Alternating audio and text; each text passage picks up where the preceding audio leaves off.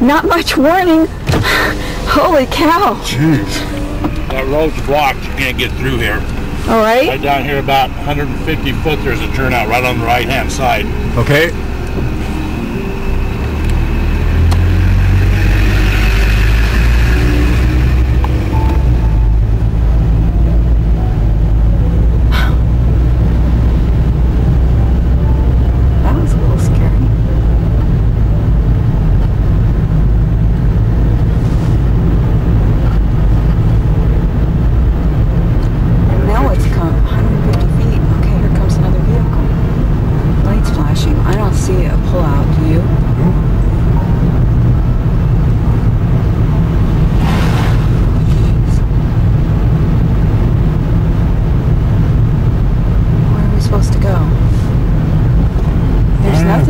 There's nothing. I mean, we can't just put ourselves on the edge of the shoulder like that.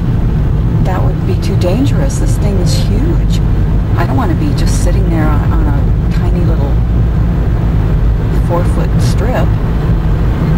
Well, we went a lot more than 150 feet. So. I know, but there wasn't anything. Maybe there'll be a driveway that we can pull into. I'm trying to think. Okay, we can go up Harris Ridge.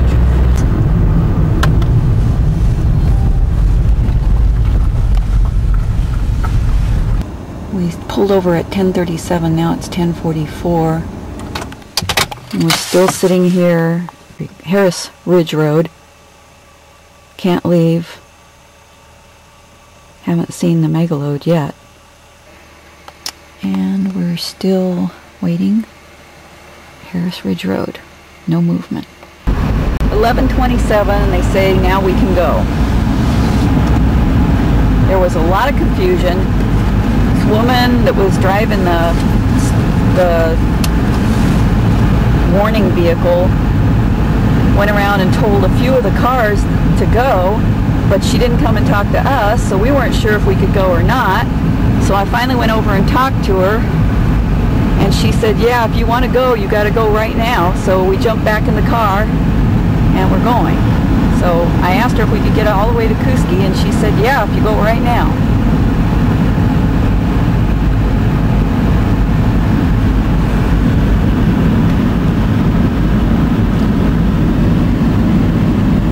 My seatbelt on. This is very good. Fasten.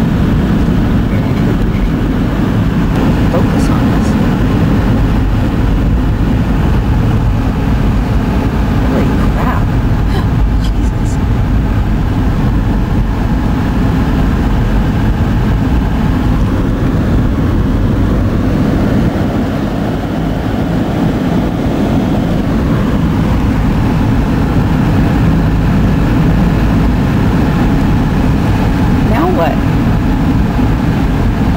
Go.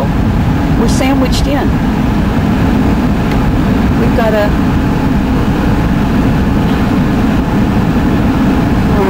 We're completely sandwiched in here. Okay. Okay, he's backing up.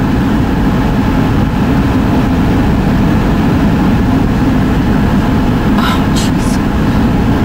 I'm glad the road isn't any more iced up. It's scary. Yeah, I know. I don't... There, we can probably squeeze through. Easy, easy. God, imagine a tourist coming through here for the first time trying to deal with this. Holy crap.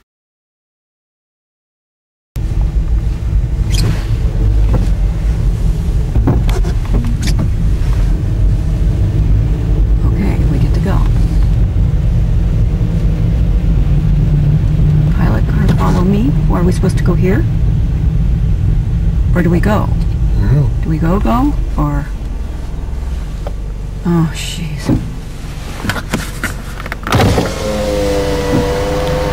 Do you want to... Well, yeah. Are we supposed to go? Are you there?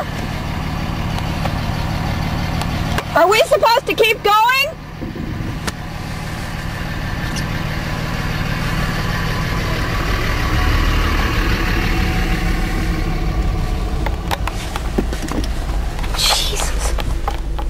Well, now we're the pilot. She said some woman couldn't get her car started, so she was trying to deal with that, and she wanted us, she wants us to go up to the next pilot car now. That was really confusing. Yep, it is. And this whole thing is so disorganized.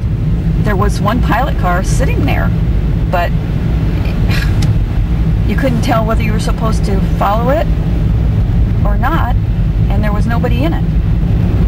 Yeah, say for the average person coming through here. Oh my God, this would be a nightmare if you didn't at least kind of know the area and know that this was going on. I pity the poor person that comes through and doesn't know what's going on. Okay, now, there's a guy with a red thing that he's waving out the window. Does that mean go or stop? Jesus, I'm glad you know. Harris Ridge. Going by Harris Ridge Road again.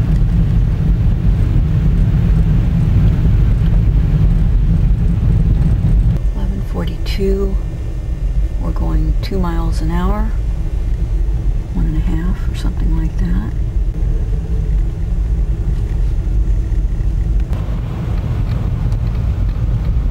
Actually going around the big rig.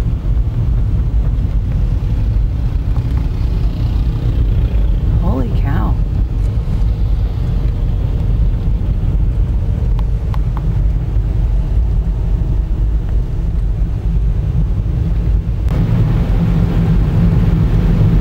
Still following the ITD truck, and this is the cable car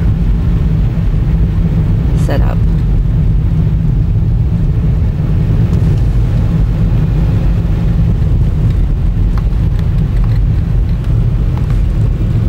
We're still only going 20-25 miles an hour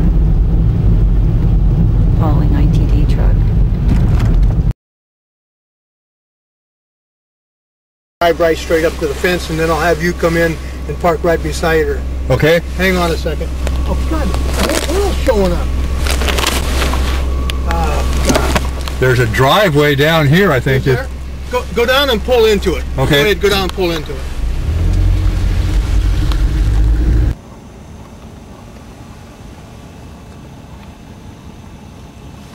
We're parked at Schuster's. Back around errands and everything, but as far as a constant cycle around, We can't. They don't want. Yeah, it's interfering. So. What do you mean? We can't go down and come back. Well, you've been back down that way before. We went down there once. Right. So you're saying So only one time yeah, a night? only one time. One time a night you can go down and back? Right. And that's in some law or something? Well, what becomes is it's out of the norm. If you've got an errand to run, obviously, or emergency, get through, sure, and come back. But to continually go in and out of the load, that's considered interfering with the load. No, we're not trying to do continually. Oh no, we went home. We've been home. And yeah, we went home, got a cup of coffee. You know, I just don't want to see you guys get stuck on the other end. You know what I mean? Well, you're saying that if we go more than the one time, you're saying that they're just going to tell us no, that we can't come. What's happening, folks, is we'll get, and believe me, I'm just. I know you're just doing your job. Yeah, I'm just trying to understand. In our place, what we do is when we've got a car that continuously goes back in and out, then we start worrying about that, having to worry about that car. Okay, that's why. Well, okay. So if we go down, and the load goes by Sutler Creek, we can go back home then, can't we? Well, obviously, if you get stuck here, and but you're not going to let you go back through again. That's the thing. So. What do you mean? I'm not sure I understand. Let's say we go down now, and we go by the load's going to come by us, really. We're going to be sitting here, right? Yeah, you won't be able to. We're not going anywhere right now. Behind the load, basically, is what will happen. They're not going to let you back through, though. Well, after the load passes Sutler Creek, everybody's heading up that way, right. Are they? Are they going to say that? Well, say once the load's past Sutler Creek, what does it matter? Yeah, basically what we're doing before is obviously we'd stop traffic every 15 minutes and let cars go by. You'd be stuck behind the other two troopers back down there until you pass Sutler Creek, basically. Okay. You know? Yeah, I understand. Okay. I understand that. Okay. But then you're saying we also can't keep going back and forth. Exactly, yeah. And just put yourselves, I guess, in our shoes too, you know. And is that something that the state police has decided, or ITD, or who came up with this rule? I think it's a transportation department. And it's because of the people that are monitoring? Yeah, well, it's not necessarily monitoring, it's interfering with the load is what it becomes. Because you got people focusing on you instead of the safety of the load and making sure you're getting through safe. And it's not fair to other people who are just trying to get through. Well, you know? But from our perspective, you know, I'm concerned about kind of testing this out myself and seeing what is the situation. I have a mother who's 84 years old in Lewiston, and it's... Okay. All right, good luck. So much for that conversation. Yeah. So that was Ed, who says, we can't do this. We can't monitor. We can't go back and forth. They're going to cut us off and not let us come back. Well, there's mass confusion now that the load's here. Cars jockeying all over the place. 12:35. And we're still sitting at Schuster's driveway, and now we're watching the load come by.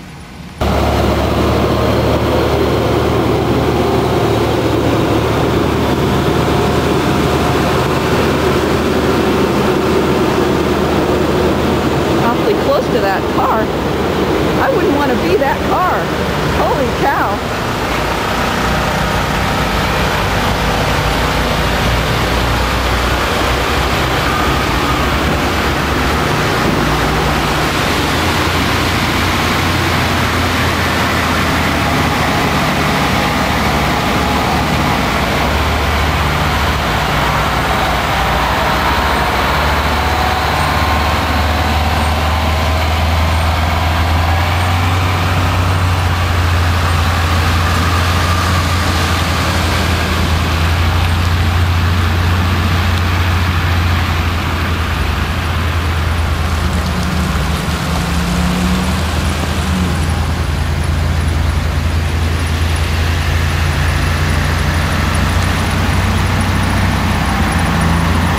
To the parade,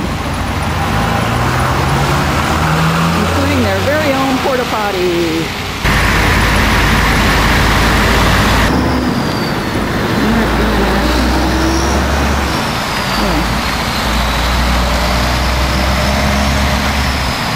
Quite the entourage.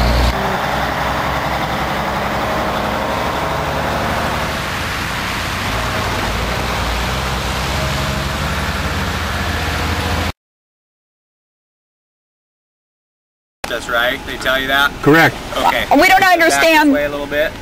We're going to wait for everybody to go by, then You live back this way, right? we live up Settler Creek. Isn't Sutler Creek 82? This way. Must be within about a half mile of it, I guess. Yep. Oh, okay. Well, Now, whose ruling is this? Is this the state troopers have decided this ruling? What ruling? That we can't That go you back? can't just circle and delay the load? we're not doing anything to delay the load. Yeah, we're you just are, because we're just in the traffic. They're required to pull over and stop and let traffic pass. Well, but we're not the only ones on the road. Turn around, then they have to stop, you go past. Then you turn around, they have to stop, you go past. I understand. That doesn't make any sense. Right. So this is your ruling. No, it's a combination. It's a combination of there's absolutely no logical point other than the fact that you're trying to delay it. No, we're not.